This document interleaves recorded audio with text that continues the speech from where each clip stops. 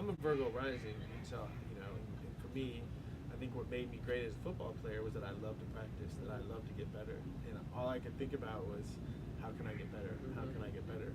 And another thing about Virgos are coachable. Yeah. They're coachable, and this is the problem I have. We've been doing these parties for the zodiac signs. Yeah. And, Aries is easy. Taurus was easy. Gemini was easy. Cancer was easy. Leo was fun, kind of fun. But Virgo, it's about hard work. It's about getting better. Hey, we like to party too, man. Not really. Sometimes. That's what I'm saying. And so I'm trying to think about. That's why I got you as my co-host, a triple Virgo. Yeah. How would you plan an event to celebrate expertise, to celebrate the urge to improve, the urge to get better? I think, well, the first thing is sometimes in society when people hear Virgo, they get scared or turned off. Yeah. Because it can come off, the overall image and the narrative around Virgos is very much, in my opinion, it comes up like OCD, like it's negative. Yeah. The qualities have not been taken a light on, like the positives of that sign. Yeah. So I think the first thing is to do is really discuss on how we can utilize that energy for betterment of ourselves, but how that isn't a selfish quality. It can be used to help a community, a group, and it really can be, because you can't really give more than you've given yourself. So when you get into that aspect of yourself, you have a lot to offer other people. When you've done that work for yourself, you have a lot to offer other people. I have some ideas about why Virgos or people with strong Virgo energy tend to be a little OCD or a little overly critical or a little nitpicky. Yeah. And I'm guilty of all of that. Well, sure. And I think a big reason is I've noticed, especially for men, there's kind of a taboo, at least in American culture, there's a taboo about listening to someone else, right? Having a teacher. I know I studied yoga for a couple of years, and I had a teacher, and I think you can understand this because of your culture. Is in Indian culture, like guru, teacher is like right next to God. It's equivalent to the way Christians look at Jesus. You touch their feet. Yes, exactly. It's a blessing on what they walk on, what they represent. Yeah. And like a good Virgo movie, Karate Kid, right? When they have that key moment where Mr. Miyagi becomes Daniel-san's teacher, he says, "My rule is I talk and you listen and you do." He said, "You don't question." Yeah. And when he questioned, Mr. Miyagi was like, this, the deal.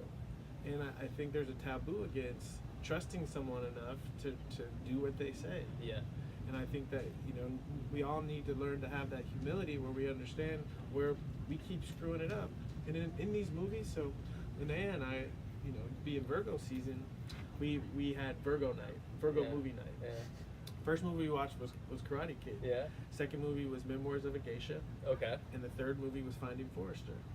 And what we saw in all three of these movies is before the student found the teacher, they had to have some humiliating, humbling experience. In Karate Kid, Daniel-san got beat up 3 times before Mr. Miyagi saved the day. And 3 black guys got pushed down the hill, got beat up at the beach. And in Memoirs of a Geisha, the lead character, she was made basically the slave or the maid before she was rescued and found a teacher. In Finding Forrester, first he got caught in his house, and then he had to come back and write a 500-page, paper on why, he shouldn't be in his house. And so he had to be humbled before the teacher. Well, it kind of goes along the other line of like when the student is ready, the teacher appears, and that humility you talk about is when sometimes you're like, okay, now I need to enter some schooling because I've realized that I can use that guidance. Yeah. But I think it's also important on like who allows, like I have very few.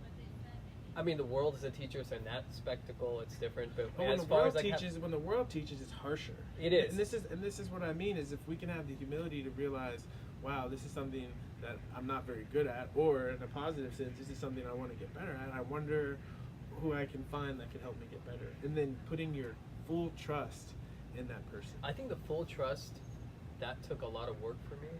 Because I'm very picky about who I'm going to allow to be a mentor, but when I have that, I'm all in. And you should be picky. I'm the wrong very mentor picky. can cause a lot exactly, especially if you're doing your work, you want someone who's not only been on that line, but doing it hopefully longer or is dug deeper than you, Yeah. who may have some insight that you haven't looked into, who can guide you to it. It's not preachy. It's kind of like how you talk about astrology. It's not descriptive. It's a mentor. I feel like a lot of times people who want to take on that, it's very much on the lines of, this is how you do it, this is what it is, da da da. You know what I mean? For Yeah. you, example, if you're gonna work with someone, I consider you a mentor, even in the short time I've met you, because I've learned so much from you. Yeah. But it is more of, okay, how does this person function? What's their viewpoint on life? What are their energies? Is what you find through Yes, astrology. yes. So something that you may tell me may be very different than what you may tell someone else who's going through a similar issue, simply because of their energy and their perspective is different. Yeah. You know, if they're going through a breakup and I'm going through a breakup, it's still very different on how we're confronting the issue, how we feel about the issue. So for me, once I've been very picky about that. The moment someone tells me to do something just based on their experience, like I'm them Yes. and their person, and they're imposing their pain on me and they're projecting that, I get turned off quick. Yeah. And I go the other way. You know, another area, very similar to a teacher or a mentor, are role models. This is another Yeah. Virgo thing, and I think really true teachers, true mentors should be role models. And the way here's the process that I've learned is there's been things about myself that I really wanted to improve, and so I would find people that were not talking about improving, but were actually living in a way where that got me excited, and I was like, I want some of that. And I think, as a football player, I had a coach, John McAvick, in college, and he had a lot of people didn't like him, but he had a dignity about him, and every time I was around him, that was something that I wanted to have more of, and he was a philosopher, and so he, before a game or before we got on a plane, he always had a quote. He was always giving us things to think about, and I think he probably was one of the most powerful role models in my life. He was brilliant, he was philosophical, and he was a football coach. But wasn't he better because he made you dig within yourself? He did. He challenged me. That's what I feel like a real mentor does. Is Made me they're cry not, one time. Yeah. He made me cry one time. Seriously, it was my junior year. I can't even tell the story. It was it was a humbling experience, and it was one that I needed. It's got me on track. And so it was the spring after my sophomore year, and I was moving to be the starting tailback, and thought I was the man, and I was messing around, and ended up being late for practice. And after practice, my mom was there too. She was waiting outside of the practice field, and he came up to me and he said, he said, "You think you got it made, don't you?" And he just looked me dead in the eye and told me about myself. And I tried to keep it together because my mom was right there, but I broke down. Just because he said, "You think you got it made"? Well, it wasn't the words. It was how he said was it. Because it's different. There's when people yell at you and talk at you because they want you to do what they want you to do. But my sense is he truly cared about me, and he was really looking into my soul and making an attempt to set me straight. And for me, I'm open to that kind of all the time. Virgo rising, and but I was a big shot at that time. Who was gonna do that? Thank God he did. And I saw where I was letting my head get too big. And if I wanted to be great, I had to get back to what got me there. But that's interesting because you bring up sensitivities. And I think that's something about the Virgo sign that a lot of people misconceive, because outside we can come off maybe cold. That OCD comes off like I don't feel, just a very structured army type mentality, but it's actually very sensitive. We may just cry in our rooms, but we may not let you see it because that vulnerability and this idea of being, some of us may feel as if it's weak. I say sensitive. I say specifically my experience of Virgos is sensitive to criticism. Criticism, yeah, exactly. We are though, because you're so critical of yourself. It's like all your flaws, and it's almost like you try to know all your flaws and protect them so other people don't see them. But when they do see something that you miss, it's like, oh. Stop talking about me, Ricky. What's wrong with you? No, it's true though. It took a long time. I'm still working on it, but it took a long time to get over that hump for me, where I could just be like, this is something I'm insecure about, and I'm willing to share it with people. Because before I used to be like, I haven't, but I won't tell you what it is. Even to say that I have one is hard, But it took a lot of work to get past that hump to be like, I still have self-worth. I'm still worthy. I'm still worth love. I still can be a full-fledged human being and have that, and it's not a weakness. Yeah. But in your mind, in my mind, it was like it's weakness. Yeah. Well, Problem. The aim of Virgo is purity, it's perfection. You know, and I think Virgos have a lot to teach us. Is that perfection is like the North Star. You know, when the sailors are using the North Star for navigation, they don't truly think they're going to the North Star. They just head in that direction, and they know they're going to end up in the right place. And I think this is perfection. Is that we have an ideal, right? What would we like our lives to be like? What would we like our relationships to be like? What would we like our work experience to be like? And then making the effort, right, to move in that direction. Right? That's with the help definitely- of mentors and role models. Yep. Yeah. And that allows you to really enjoy the process. Because that's, I think, one thing you said that really, really stuck with me, which he said was, you have an ideal, and then you also, since you're Virgo, you're Earth sign, so you understand where you are, and your whole life is filling the gap. And I was like, man, this was, I think, the first time I took your class, and it blew my mind. I was like, this guy gets me. Because I never was able to put in those words, but that was me. Because no matter how much success or whatever the progress I've made in my life and the wins I've had, I'm always... It's never been enough. I haven't hosted the Oscars yet. Never Like, been I should be enough. hosting the Oscars tonight. It's never been And so enough. the fact that I'm not is like, what the... Yeah, What? yeah, What? yeah. How am I not doing that right now? I You know? get it. I mean, people are always surprised, and they will say that I'm very humble. And the way I look at it, I've done a lot of great things, but I still haven't impressed myself. Yeah. You know? It's like, to me, it's the process. For me, my success has kind of felt like an accident because, like I said, I just love to practice, and I'm always thinking about how to be better. And then game time comes, and I surprise myself. Lo and behold, somehow I got better. And even It was easy. It actually kind of became... It was easy. Because I love to practice, and even with astrology, I spend all my spare time, listening to classes or reading books or thinking about someone's chart. It's just what I'm constantly thinking about, and so when I sit down with someone and talk about their chart, It's second nature. It's second nature. Yeah. And I see that because you just pull it up randomly. He'll pull it up randomly. You be eating and you bring it up on your laptop. You're like, I get you. I'm like, look, let me just eat this salad, okay, Ricky?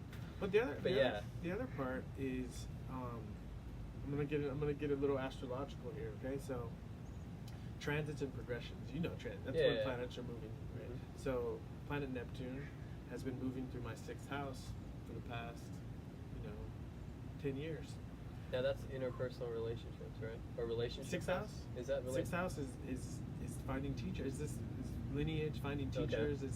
It's the Virgo archetype, and as Neptune goes through your 6th house, it's a good time to find. Neptune is about spirituality. It's a good time to find spiritual teachers. And so I've been on this journey of finding teachers, and I found my astrology teacher, Stephen Forrest, a couple of years ago, and literally I stalked him. I went to a conference to see him speak, and I told him I was interested in him, and I told him that he teaches programs around the world, and I've been around the world chasing around, learning from the teacher, because this is what I learned in yoga too. Like, true knowledge, you can't get from a book. You can get ideas, but true knowledge, things like astrology or yoga, they have to be transmitted. They have to be transmitted in person. Mm-hmm. It's an energetic exchange. Yes, there's an energetic exchange. Well, I kind of did the same to you because when I found out you were coming, I was telling him earlier, I was like, he's gonna teach. What is he gonna teach people how to run? Like, what is he teaching? Like, when I was like, what is he? This guy. I was laughing. I was thinking running back. What is he gonna teach? I was shocked. Like, no, he does like healing you. I was like, what? Oh, come on. He used to beat my Chargers. That's all I know. So I didn't like you much, but you were good. Yeah, you're good. Yeah. So he come. And I was like, and then if you guys remember in the beginning, I was because of scheduling now, I used to come to every class. It's like, okay, I like what you had to say. I was always interested. But I never before had found someone that I really trusted in the information they were giving me. So once I trust, I want all of it. Yeah.